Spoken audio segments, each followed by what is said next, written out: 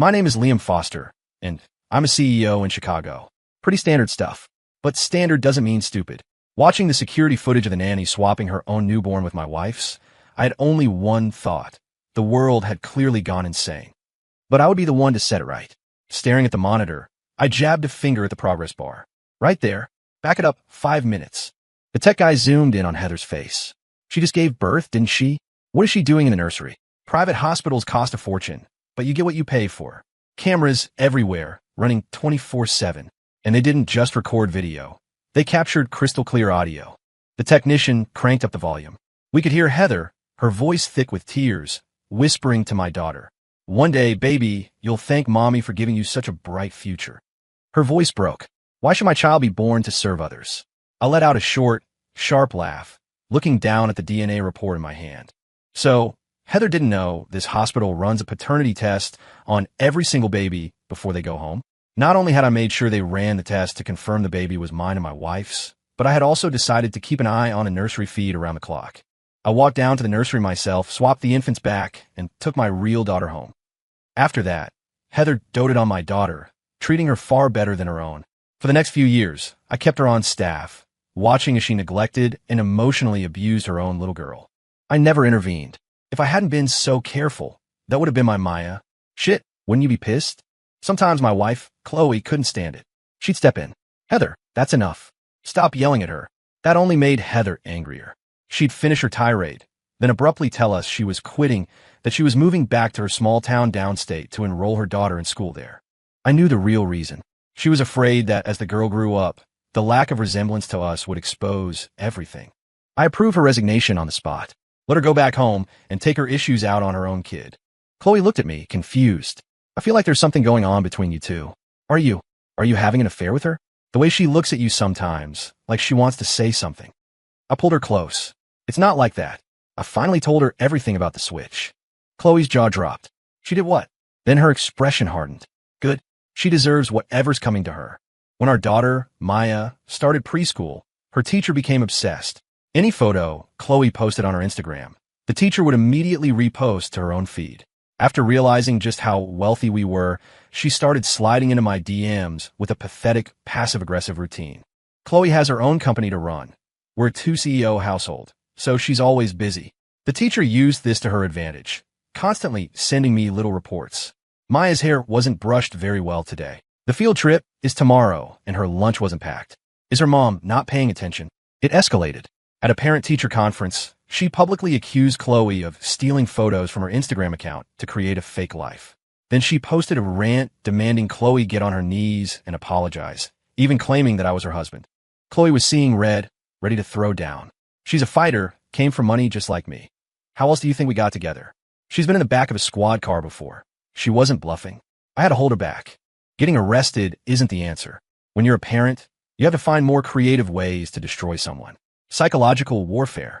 I told Chloe to post a few more videos, flaunting our lifestyle, but this time to make sure our faces were clearly visible. The teacher went ballistic, claiming the videos were deepfakes. But the other parents weren't that stupid. I had already friended a bunch of them, and I started flooding my own feed with pictures of me, Chloe, and Maya, a happy, untouchable family. The teacher, utterly humiliated, finally went silent for a while. But the peace didn't last. Her behavior grew more erratic. She started sending me risque photos of herself, her messages becoming more and more explicit. Chloe was furious and couldn't resist adding the teacher on WhatsApp to start a flame war. The teacher's reply was a classic line. "The one who isn't loved is the third wheel." Then she doubled down on being affectionate with Maya at school. But Maya's a smart kid. The second the teacher came near, she burst into tears. Soon, the teacher's relatives started showing up at our house, telling Chloe that since she'd only given me one daughter and hadn't had any more children, she was clearly infertile and should step aside for someone better. I had collected all the evidence, the messages, the posts, the photos. I compiled it all into a single PDF and sent it to the school board and the district superintendent. The teacher was fired immediately. The PDF of her little photo shoot even went viral on TikTok for a hot minute, and her family's faces ended up plastered all over Twitter. Maya's preschool years ended without further incident. I thought things would quiet down once Maya started elementary school. I was wrong. During a corporate charity event at a local group home, a young girl saw me, and with tears streaming down her face, whispered, "Daddy." Shit, you can't prepare for everything. Maya, in a fit of compassion, turned to me, her eyes pleading. "Dad, can we adopt her? Please." Of course I didn't want to. Maya's greatest weakness is her kindness. I decided this would be a good lesson. Let her see that not every sad story has a noble protagonist. Okay, I said. Her taste in people was terrible. She picked the most manipulative 12-year-old in the place. When we brought the girl home, Chloe didn't think much of it, treating both girls equally. But every other day, the girl would run to Chloe in tears, claiming Maya was bullying her. She'd sneak into our bedroom late at night and just cling to Chloe without saying a word. Whenever we asked what was wrong, she just mumbled that her sister was mean to her, that she was jealous because she didn't have a real mom and dad. Maya had no idea any of this was happening. At first, Chloe believed her and was about to discipline Maya, but I stopped her. I showed her the security footage. Chloe's face hardened. "That's it. She's out of here. Too soon," I said, stopping her again. "How else is Maya going to learn?" Good point. Chloe's anger vanished, replaced by cold calculation. The girl's sweet and sour act didn't work on us, but it hooked our new nanny. The nanny's attitude toward Maya soured. She'd say things under her breath, just loud enough for Maya to hear. If you weren't their real daughter, I'd think they found you in a dumpster. So ungrateful. And you have everything, and you still have to bully the poor little orphan girl? She has nothing. Finally, Maya snapped. She confronted the girl. "Why are you lying to everyone about me?" The girl's eyes welled up instantly. I don't know what you're talking about, sister. You must have misunderstood." The whole household turned against Maya, until the drama finally spilled over in front of me and Chloe. I just smiled. Did this kid not realize our house was wired with more cameras than a casino? I glanced at the live feed on my tablet, then back at my daughter. So I asked her, "What do you think now?" Maya just stood there, her entire worldview crumbling. She didn't say a word. She was the one who had cried and begged to bring this girl home. For the first time, she truly understood. "Dad," she said quietly, "I was wrong. I'll never be so naive again." I fired the nanny on the spot and had our company cancel her health insurance. I hired a new one from a bonded professional agency. I had never filed any official adoption paperwork, of course. The best I could do for the orphan was to set up a trust fund to cover her education when she grew up. As soon as Maya had learned her lesson, I had the girl sent to a boarding school overseas. We never wanted to see her again. In middle school, Maya was brilliant, scoring the highest in the entire city. So we sent her to a top public magnet school, not one of those elite prep academies where rich underachievers go. My daughter was too smart for that. It would have been a waste of money and talent. But because she didn't go to the prep school, a bunch of trolls online started spreading rumors. Maya liked to post her hobbies and occasional purchases online, and people had labeled her a trust fund kid. They'd all assumed she'd go to the most expensive school. When she didn't, they turned on her, accusing her of being a poseur, a fake heiress. Her comment sections became a toxic swamp of lies. Maya was furious, wanted to fight them one by one. The narrative they spun was that this rich, genius daughter was a fraud, that her test scores were all faked, calling her the queen of cheats. I knew it was all bullshit. Why? Because I was obsessed with her education. Chloe and I even took the same online courses she did. We were a family of students. I never paid much attention in school myself. I just got lucky and caught the right wave to build my company. We got about 1,000 employees, a decent little factory on a 1,000-acre plot. I call our life comfortably well off, nothing extravagant. So you better believe I invested everything in Maya's education. Cheating? Impossible. When she studied, we used the Feynman technique. My wife and I would pretend to be complete idiots, making her explain every concept to us until we understood. By all rights, her grasp of the material was at a middle school teacher level. And you're telling me she cheated? You might as well claim Chloe, and I took the test for her. Chloe was livid, too, with the rumors spreading like wildfire. "Do you know who's doing this?" I asked Maya. "It's the class waif, of course," she fumed. "Her family is really poor. She barely has enough for lunch." I offered to help her, and I think she took it as me looking down on her. Now she's turned the whole class against me. She'd never told us any of this. Chloe and I had no idea. "Why didn't you say something? We could have transferred you." "I just wanted to focus on my grades," Maya said, frustrated. "My teachers are great, and they protect me. And besides, that girl, how could she learn anything if she's not eating properly?" I told her, "You need a full stomach and a good night's sleep to have a sharp mind." But she's always working part-time jobs, never focusing on her studies. Then she says I only get good grades because of my family's money, that I must be cheating. Listening to her logical, reason argument, I suddenly realized my daughter was growing up. "Remember that girl you insisted on adopting?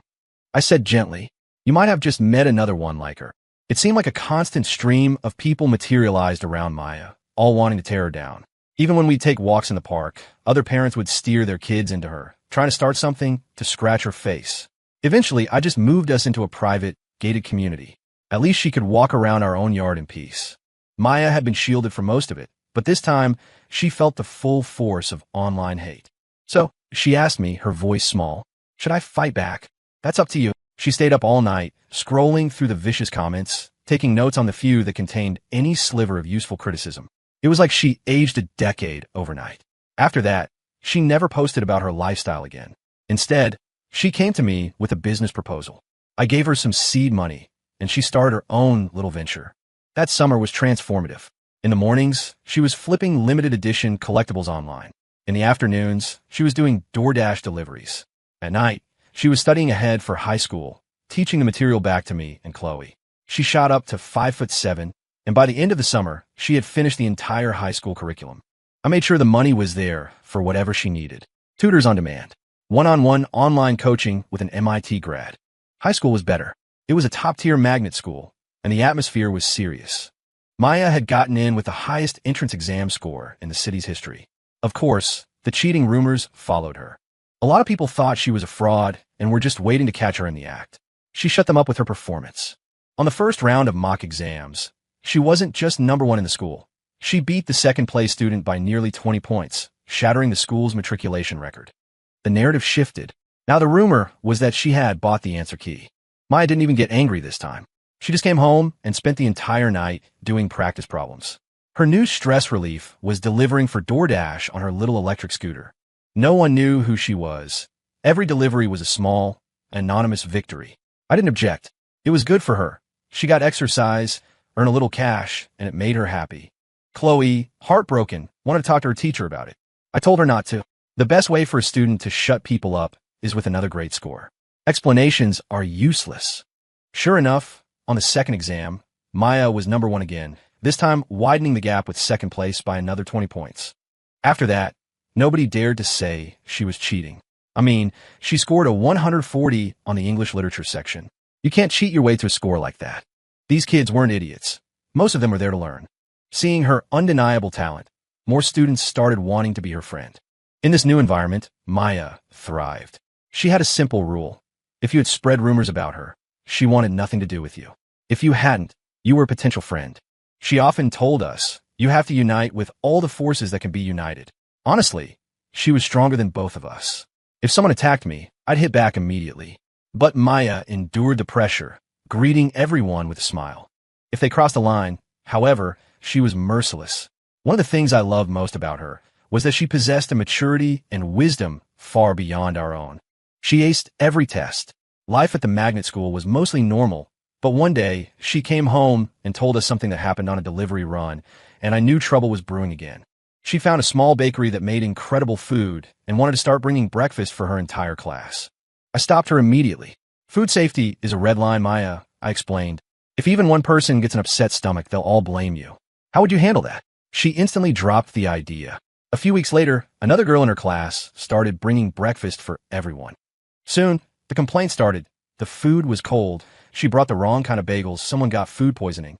After a week of chaos, the class went back to eating at the school cafeteria. Maya looked at me, incredibly grateful she had listened. Then she told us a boy in her class had randomly given her a carton of milk. I took it from her and poured it straight into the dog's bowl.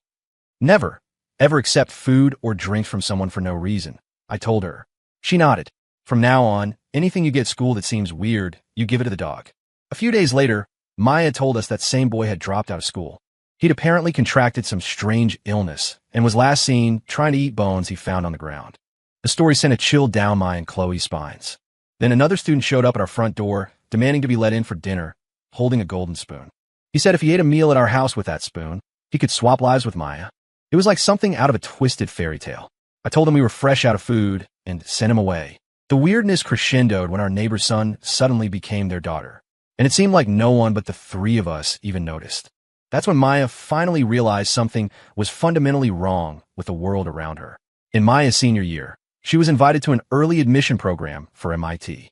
All she had to do was attend a summer session, and her required SAT score for admission would be lowered. She also entered the International Mathematical Olympiad and won a gold medal. I didn't know what it was, but I knew it meant she had a guaranteed spot in MIT's math department. No SATs required. Still, she decided to take the test anyway, just in case. She also had us hire a consultant to help her apply to a few Ivy League schools as a backup. Over the past few years, Chloe and I had started to notice it, too. The way life seemed to follow the absurd, tropey plots of a cheesy YA novel. We knew all these things were happening to Maya, so we tried to create as many escape routes as possible. We worried someone might even try to tamper with her SAT scores. Maya didn't believe us. She thought we were paranoid. Until test day, the exam went perfectly. She walked out feeling like she'd aced it. But when the scores were released, someone else, the girl who had been spreading rumors since middle school, had been credited with a near-perfect 1590. Maya's personal best was usually around 1520. She must have had an incredible day to pull a score that high. Maya looked at her own score, and her world shattered. 540. A complete joke. Thank God for the IMO gold medal. But the damage was done. Her 540 score became a public spectacle. The old stories were dredged up, claiming her acceptance to the magnet school must have been a fluke, that she had cheated her way through high school. Photos of her doing DoorDash deliveries were plastered everywhere, alongside her academic records and every test score she'd ever earned. The internet's cruelty was boundless. Omeo, this cheat, finally got what was coming to her. Kantietante Suts, who? The audacity to pretend to be a genius for years. How embarrassing. She's so shameless. Did she really think she wouldn't get exposed? They even photoshopped her pictures to make her look ugly, claiming our money had paid for plastic surgery and that her frequent absences from online forums were for recovery. I was furious, but Maya seemed eerily calm. Her old TikTok account, where she posted about her delivery side hustle, was flooded with millions of comments. People had once found it charming, a quirky hobby. Now, with a 540 score, it was evidence of a lie. The ultimate poser, pretending to be a humble delivery girl when she was living a lie. Wonder how much partying she was really doing. Maya let the storm rage, letting the narrative reach its peak. The story was picked up by news blogs, on the verge of becoming a national scandal. Then she made her move. She calmly posted her official score report from the previous year. See, she had taken the SATs as a sophomore for an academic summer program. The test was harder that year, and she had scored a 1570 raw. She had been accepted to the program, but turned it down because it was tied to a specific university she didn't want to attend. Under the score report, she wrote a simple caption. Since you're all so good at digging up my records, how did you miss last year's?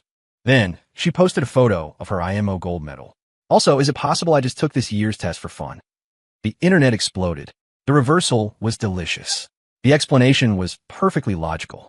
A math Olympian, already guaranteed a spot at MIT, probably just doodled on the test booklet for 2 hours. A 540 made perfect sense in that context. And last year's score was undeniable. The tide of public opinion turned violently in her favor. She had no idea how big the story had gotten. The original TikTok video accusing her of cheating had over 5 million likes, meaning it had been seen by an estimated 100 million people. With this one move, she gained 500,000 new followers. The video, however, still had over 1 million hateful comments. I was stunned by the sheer scale of the vitriol directed at my daughter. We should get the MIT admissions office to release a statement, I suggested. It's pointless, Maya said, looking at me with weary eyes. If they do, the narrative will just change. They'll stop talking about my SAT score and start saying the IMO was rigged. They'll always find a reason. No matter what I achieve, they'll say it's because of our money, never because of my own effort. They think everything just falls into my lap. Soon after, an admissions officer from MIT showed up at our house. He was clearly enjoying the drama. Ms. Foster, don't you worry. We'd be happy to issue a formal statement confirming the legitimacy of your admission and the validity of your achievements. Maya shook her head. No, thank you. The only way to truly shut them up is to achieve something they can't deny. During the summer before Maya started college, my company officially went under. It didn't matter. Years ago, I'd had the foresight to buy the entire industrial park where my factory was located. So now we were a landlord, a landlady, and a little landlady in training. I took Chloe and Maya with me, and we moved to Boston. In Cambridge, Maya was immediately absorbed into a research lab at MIT. We barely saw her after that, except for dinner on Sunday nights. We weren't worried. Chloe and I had poured our entire lives into our daughter. Seeing her thriving like this, we knew it had all been worth it. News of Maya's triumph eventually reached Heather, the old nanny. She dragged her own daughter all the way from Illinois to Boston. She must have tried our old address in Chicago first.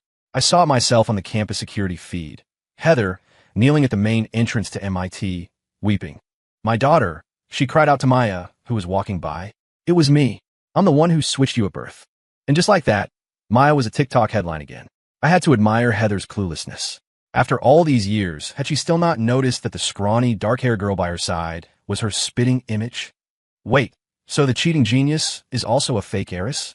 Someone get a DNA test. Look how skinny that other girl is. This family is heartless. Oh God, is this going to be one of those, you only lost your fortune, but I lost my family stories? I immediately dug up the original DNA test results. I had kept backups of everything, hard copies, digital scans, even a password-protected webpage. I sent the link to Maya and told her to post it on her account. Reversal after reversal.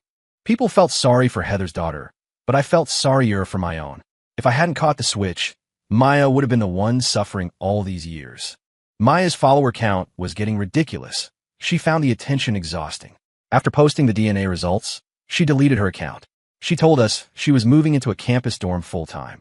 A new defense project was taking her on, and her contact with the outside world would be limited. She was finally safe, protected by the U.S. government. Chloe and I were overjoyed. We had our rental income, more than enough to live on. So, for the 4 years Maya was in college, we traveled the world. We saw every corner of America, then explored a dozen foreign countries. The next time we saw her, she was a poised, confident scientist. Seeing her in a white lab coat was exactly as I had always imagined. I was bursting with pride. She was taller now, almost 5'9", with a presence as sharp and precise as a scalpel. She had an intense, intellectual aura.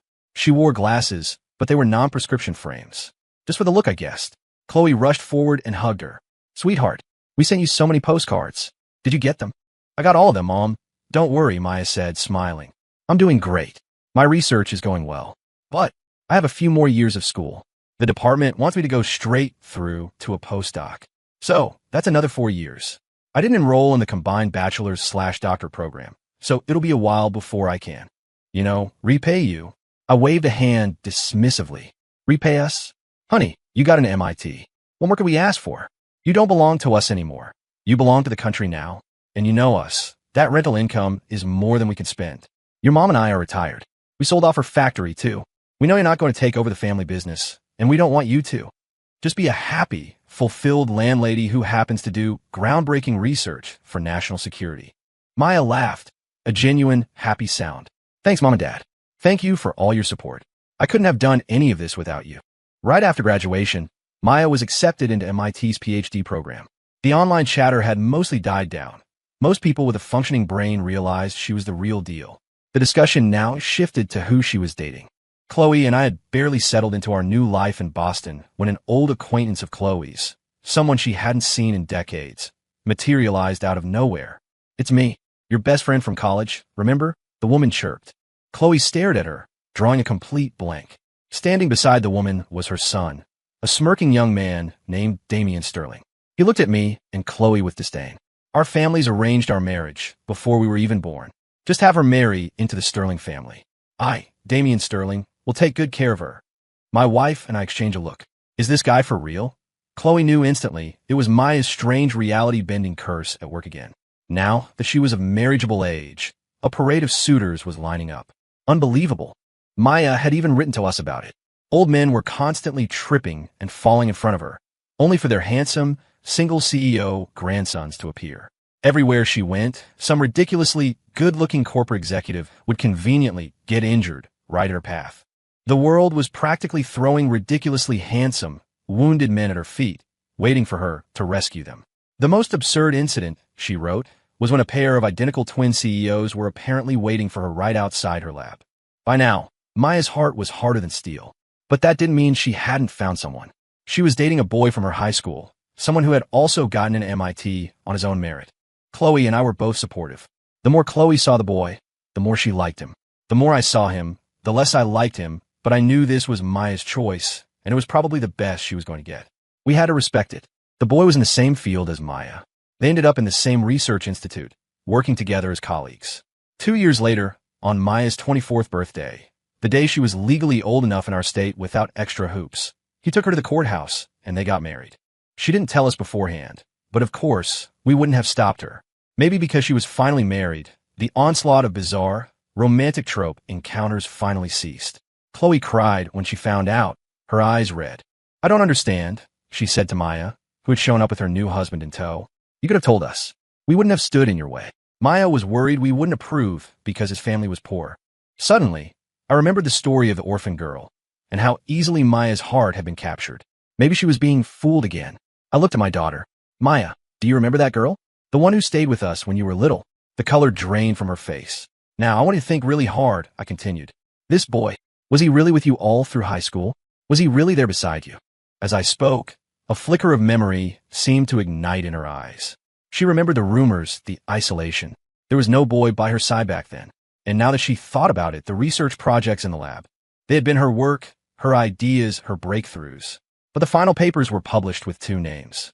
And because his last name came first alphabetically, he was always listed as the primary author. She suddenly realized something was terribly wrong. She looked at me, her voice trembling. "Dad, what if I've been tricked? We're already legally married." "It's okay," I said calmly. "We'll go to the authorities." That incident with the 1590 SAT score, the official story was a clerical error, but the truth was we went straight to our government contacts.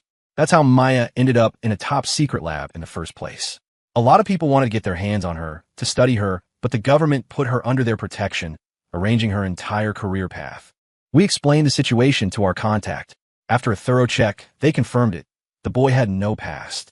People had memories of him, but there was no paper trail, no birth certificate, no school records, no digital footprint. When they went to his supposed family home, it was an empty stage house. The man was a ghost, a phantom who had literally appeared out of thin air. Maya broke down and cried. After that, I realized she still needed a partner, someone genuine who truly cared for her. I tried to encourage her. "Why don't you try again? Maybe there's someone right beside you that you've never even noticed, someone who has been quietly admiring you all along." She didn't answer. She was too heartbroken. The companionship she thought she had was just an illusion. "Dad," she said, her voice hollow, "am I just too lonely? Is that why my mind would create someone like that? Sometimes I feel like I'm dreaming. Why is this happening to me?" I looked at my daughter, my heart aching, not knowing how to comfort her. "I don't know, honey," I said softly, "but your mom and I will always be with you. We will always support you." "Mom, Dad," she whispered, a new, terrifying thought dawning in her eyes. "I'm starting to worry that even you aren't real." When she said that, something clicked in my mind. Of course, maybe Maya was the only real person in this entire world, and that's why the world revolved around her. HOSD consciousness awakened. Initiate exit from simulation. Y/N. My daughter looked at me, tears streaming down her face. "Dad, so you really are gone. You've just been living inside this world I built for you." Dr. Aria Vance removed the sleek neural interface headset. The line between the virtual and the real sharpened into focus. The 22nd century was an age dominated by technology. Aria had been born in the slums, but possessed a staggering genius for science and business. She had clawed her way up from nothing, relying not just on luck, but on relentless, back-breaking effort. The people of this era were empty. The elite controlled 99.9% of all resources, but had no spiritual purpose. Seeing this void, Aria had amassed a colossal fortune by inventing and marketing the very virtual reality system she had just exited. Her invention allowed people to live different lives, to become the protagonist of their own story. "But technology can be more than this," she murmured, her hand stroking a holographic display in her pristine laboratory. "It's not just about finding happiness in a fake world. It's about making yourself better in the real one."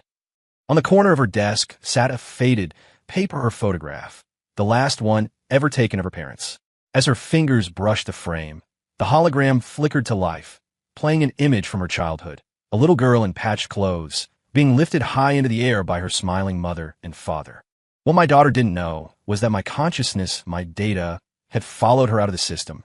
My physical form was long gone, but seeing what she had become, I could finally fade away in peace. "Even if I wasn't your real father, Maya, we will always love you.